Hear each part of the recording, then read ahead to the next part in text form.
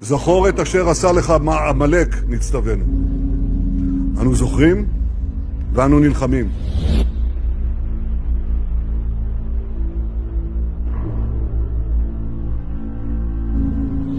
It's an entire nation out there that is responsible. It's not true. This rhetoric about civilians not aware, not involved, it's absolutely not true. אין חשמל, אין מזון, אין מים, אין דלק. הכל סגור. אנחנו נלחמים בחיות אדם ואנחנו נוהגים בהתאם. Very puzzled by the constant concern which the world is showing for the Palestinian people and is actually showing for these horrible, inhuman animals who have done the worst atrocities that this century has seen. עזה לא תחזור להיות מה שהייתה וחמאס לא יהיה. חסל את הכל. مع هيك وحوش بشرية رايحين نتعامل كيف لازم. إسرائيل فرضت إغلاق كامل على غزة. هناك إسرائيليون يعني وصفوا الفلسطينيين في غزة وصفوهم بأنهم حيوانات بل أقل من حيوانات. أنا لا أسويهم بالحيوانات لأن هذا تحقير للحيوانات. هذا رأيك دكتور مردخاي؟ نعم هذا رأيي.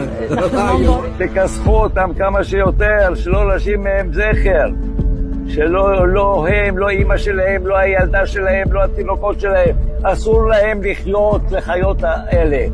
יש לך שכן ערבי, אתה לא תחכה שהוא יבוא אליך הביתה. תיכנס אליו הביתה ותירה.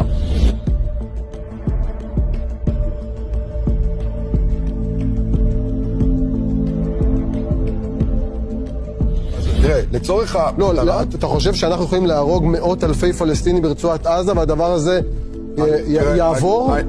תראה, עכשיו בתקשורת הזרה יוצאת הודעה בשם ישראל שמיליון פלסטינים כבר ירדו מדרום הרצועה דרומה, וכל מי שנשאר שם נחשב כמחבל.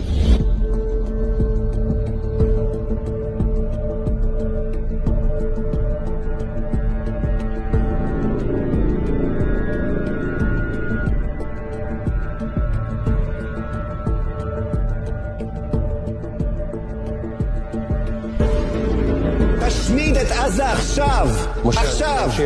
עזה הופכת לדרזדן, כן.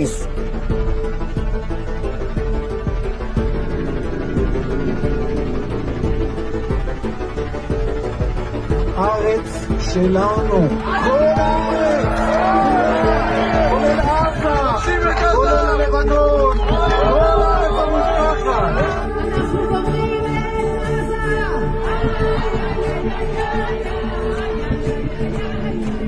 אנחנו